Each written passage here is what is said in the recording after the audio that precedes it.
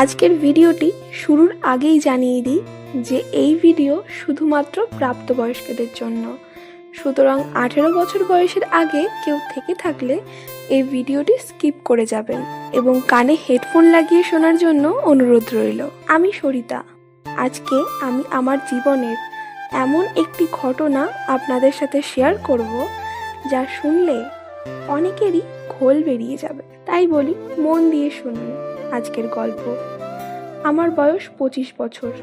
পরিবারের মতে আমার বিয়ে হয়, কিন্তু আমার স্বামী আমার থেকে প্রায় 20 বছরের বড় ছিল, তাই আমার সাথে তার মনের মিল তেমন ছিল না। কিন্তু আমার স্বামী আমার থেকে বয়সে অনেক বড় হলেও তার টাকা ছিল অনেক, আর তাই সে আমাকে আর্থিকভাবে অনেক সুখ দেয়। সোনায় মুড়ে থাকি আমি, কিন্তু বাড়িতে চাকর বাকর থাকলেও, গা ভর্তি সোনাদানা থাকলেও আমার স্বামী কখনোই আমাকে শারীরিক সুখ দিতে পারতো না। সে দিন রাত তার ব্যবসা নিয়ে পড়ে থাকতো। রাতের পর রাত আমায় তাকে ছাড়াই কাটাতে হতো। প্রতিটা মেয়েই চায় তার স্বামী তাকে আদর দিয়ে ভরিয়ে দিক, তেমনভাবে আমিও চাই। কিন্তু আমার স্বামী মনে করে আর্থিক সুখই সব কিছু। সে আমায় বুঝতেই চায় না, আর আমিও তাকে বোঝাতে পারি না যে আমার তার থেকে শারীরিক সুখটাও চাই, কিন্তু সে আমাকে বুঝতে চায় না। এরপর একদিন আমাদের বাড়িতে আমার স্বামীর দুঃসম্পর্কের এক ভাই বেড়াতে আসে, আর আমাদের বাড়িতে আমি আর আমার স্বামী আর কিছু চাকর বাকর ছাড়া কেউ থাকে না।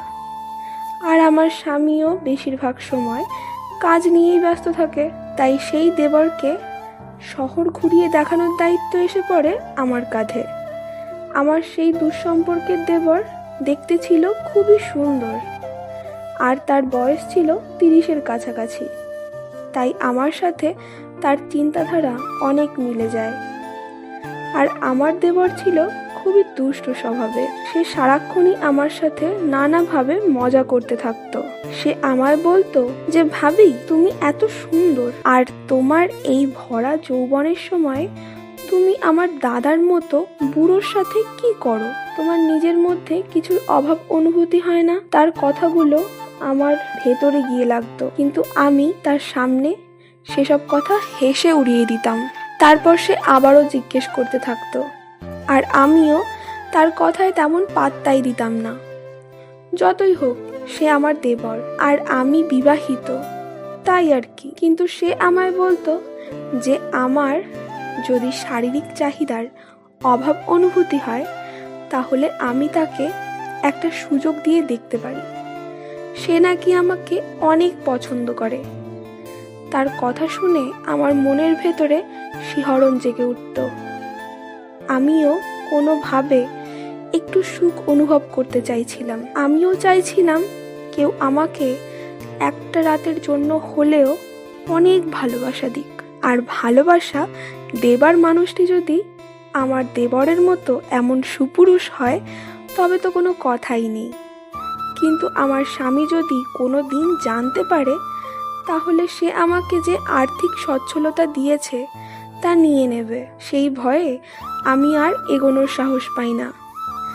তাই আমি আমার দেবরকে এমন ভাব দেখাই যেন আমি তার কথায় তেমন গুরুত্বই দিচ্ছি না।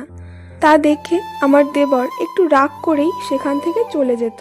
এর মধ্যে একদিন আমার দেবর আমাকে বলে যে, ভাবি চলো, তোমাদের শহরটা একটু ঘুরিয়ে নিয়ে আসবে। আমিও রাজি হয়ে যাই। তারপর আমি আর আমার দেবর ঘোরার জন্য বের হই। আমাকে কালো রঙের শাড়িতে দেখে সে যেন মুগ্ধ হয়ে তাকিয়েছিল। সে গাড়ি চালাচ্ছিল, আর আমি তার পাশে বসেছিলাম। সারাদিন আমরা দুজনে অনেক জায়গা ঘুরি, অনেক মস্তি করি।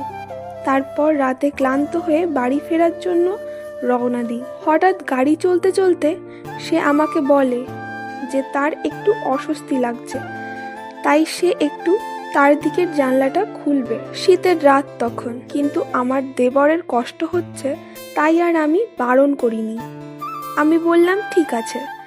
সেই মতো সে তার দিকে জানলা খুলে দেয়, আর আমার শীত করছিল বলে আমি একটি শাল গায়ে দিয়ে গাড়ির সিটে হেলান দিয়ে ঘুমিয়ে পড়ি আর আমার দেবর গাড়ি চালাতে থাকে। হঠাৎ আমি অনুভব করতে পারি আমার শালের নিচ দিয়ে আমার পেটে একটি হাতের ছোঁয়া। আমার চোখ বন্ধ থাকলেও আমি সবই বুঝতে পারছিলাম যে এটা আর কেউ নয়, আমার দেবর। আমি তাকে কোনোভাবেই বারণ করি না, কারণ তার ছোঁয়া আমাকে তৃপ্তি দেবার কাজ করছিল।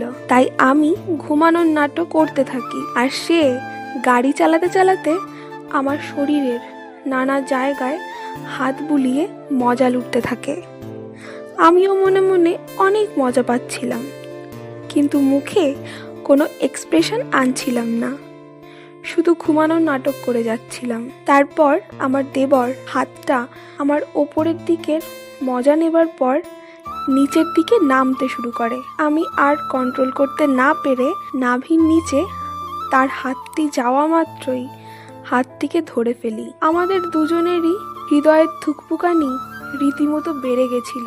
এরপর আমরা একে অপরের সাথে কোনো কথা বলি না, দুজনেই চুপ করে সোজা বাড়ি চলে আসি।